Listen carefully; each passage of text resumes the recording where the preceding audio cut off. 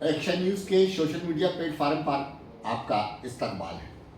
आज शख्सियत के इस खास प्रोग्राम में हमारी मुलाकात होगी एक ऐसी शख्सियत से जो चंबल क्षेत्र के हैं। उससे पहले बता दूं कि मध्य प्रदेश के दतिया में उपचुनाव है। क्या उपचुनाव में कुछ लोगों की, कुछ जमातों की, कुछ सियासत की सांसें रुक सकती हैं?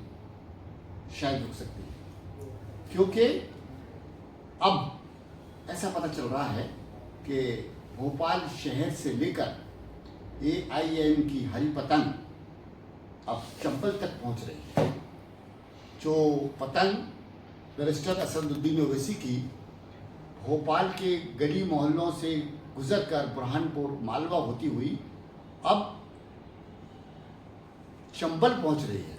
चंबल के उन क्षेत्रों में पहुंच रही है जहां पर कभी MY फैक्टर हुआ करता था, जहां पर एक वोट बैंक हुआ करता था, जहां पर एक तरफा वोट जाता था। आज उस वोट को सेंधमारी करने के लिए पतंग वहां तक पहुंच चुकी है, जिसकी डोर बैरिस्टर असदुद्दीन ओवैसी की हाथ में है। उसी बात को चर्चा लेकर आज हम एक बहुत ही बड़ी शख्सियत जिनका नाम रामसाई यादव है और ये किसी परिचय के मोहताज नहीं है। इन्होंने आज AIM की सदस्यता ली है। तो मैं हम बहुत बहुत मुबारकबाद पेश करते हैं आपको रामसाई यादव जी, बहुत बहुत बधाई हो आपको। अब हम आपसे चर्चा करते हैं। आपका राजनीतिक जीवन, आपने बताया कि आप 2 बार MLA का चुनाव भी लड़ चुके हैं और आपका बड़ा जनाधिकार है वहाँ पर। मालवा क्षेत्र में हमें आपकी पहचान है। शिवपुरी हो या शिवपुर हो या गुना हो, जहाँ भी आपका यादव समाज है। आखिर कौन सी चीज़ ऐसी थी कि जो आपको बैरिस्टर असदुद्दीन की डोर से आपको जुड़ गई? बैरिस्टर साहब देश में बेदाग नेता हैं। बैरिस्टर साहब ऐसे नेता हैं कि बैरिस्टर साहब का कोई तोड़ नहीं है पूरे हिंदुस्तान में। बैरिस्टर साहब विद्वान हैं, अच्छे हैं, सबको लेके चलने वाले हैं नेता हैं। इसलिए उनकी भाषा से, उनकी कार्यशैली से हम प्रभावित हुए। इसलिए हम सोचा कि ओवैसी साहब के साथ काम किया जाए और देश में अमन चैन, मध्य प्रदेश ग्वालियर चंबल संभाग में ओवैसी साहब को जल्दी से जल्दी लाने की हम पूरी प्रक्रिया। आपने सेकुलर जमातों को एक लंबा टाइम दिया, 10-15 साल आपने दिए। आपने 2 विधानसभा चुनाव लड़े और अच्छे खासे आपने वोट लिए।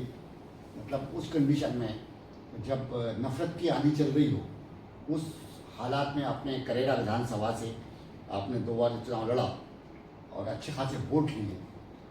आज आप ऐसा क्या दिख रहा है इस पार्टी में कि आपने वो जमात जो जनता दल या समाजवादी पार्टी जो MY के नाम से जानी जाती है या जिनका आधार ही MY पर है, उनको छोड़ के आपने बैरिस्टर असदुद्दीन ओवैसी साहब को चुना? MY को तो सिर्फ उपयोग किया है, सेकुलर जो दल है ना, उन्हें सिर्फ उपयोग किया है। आज वो परिवार जिसने MY को उपयोग किया, MY के वोट लिया, मंत्री, मिनिस्टर, CM, रक्षा मंत्री, रेल मंत्री तक पहुंचे MY के वोट पर, वो परिवार आज सुरक्षित है। वो MY आज दुखी है और MY उस चीज का परिणाम भोग रही है। यादव और मुसलमान आज हिंदुस्तान में लाल की कलम से लिख दिया गया है कि हिंदुस्तान में आतंकवादी घुसे आए। ये निगाह से देख रही है हिंदुस्तान की सरकार है। हाँ, लाल की डोर से लिख दिया कि हिंदुस्तान में आतंकवादी घुसे आए। आज यादव कोई थाने में जाके नहीं पहुंच पाता है, उसको बुरी निगाह से देखते हैं, मुसलमान को बुरी निगाह से देखते हैं। तो ये आतंकवादी की निगाह से इनको देख रहे हैं और परिणाम ज्यादा कुछ नहीं है, सिर्फ बहुसंख्यक लोग हैं और वफादारी के परिणाम भोग रही है समाज। यादव, मुस्लिम और गरीब पिछड़े कई समाज ऐसे हैं कि जिसको कोई मतलब ही नहीं है, सिर्फ वोट के चक्कर के वोट देते हैं इनको, इसलिए उनको भोग रहे हैं। तो रामसाई जी, क्या आपकी समझते हैं कि चंबल में शोषित, वंचित और समाज के लोग, दलित जो लोग भी हैं, उनका भी नजरिया ऐसा है कि वो बैरिस्टर असदुद्दीन ओवैसी का साथ क्या देख रहे हैं? बैरिस्टर साहब जब आएंगे तो पूरा समाज को, पूरी पार्टियों को पता चलेगा कि 28 में ओवैसी साहब ग्वालियर चंबल संभाग में संपूर्ण मध्य प्रदेश में इनका सुपड़ा साफ करने वाले हैं। बहुत ऊंचे स्तर पे हम लोग लगे हैं और ओवैसी साहब मध्य प्रदेश की धरती पर बहुत जल्दी से उतरने वाले हैं। जमीनी सतह पे भी लोगों को ये पता है कि एक ऐसी शख्सियत मौजूद है। मध्य प्रदेश की जनता ओवैसी साहब की तरफ निहार रही है कि ओवैसी साहब के अलावा हमारा कोई अब उद्धार करने वाला नहीं। जैसा कि चंबल की बात अपन करें तो चंबल का जो ऐसा पता चलता है कि वहाँ 4 लोकसभा और 4थी विधानसभा है। वहाँ पर वहाँ के मतदाताओं का क्या अभिमत है? वहाँ के मतदाता बीजेपी और कांग्रेस से अभी तक जुड़े रहे।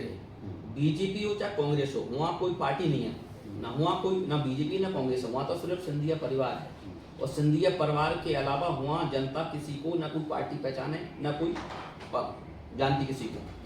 अब उनसे भी ऊब गई जनता, हाँ उनसे भी ऊब गई। कहा कि 3 पीढ़ी हो गई आम आदमी को, 3 पीढ़ी हो गई पैर छूते छूते। वे किसी की तरफ चेहरा की तरफ नहीं देखते। सिंधिया परिवार अपने पैर की तरफ देखता है कि हमें पैरों में कौन डला है। 100 साल के 80 90 साल के बूढ़े आदमी 30-40 साल का और 20 साल का लड़का पैर छुलाता है। इंसानियत के नाम पे तो कलंक है ग्वालियर चंबल संभाग, इंसानियत के नाम पे तो कलंक है। 20 साल का 30 साल का सिंधिया का लड़का हमारे यादव समाज से पैर छुलाता है और हमारे यादव समाज के लोग बड़े चाव से छीते हैं पैर, हाँ, और भगवान मानते हैं।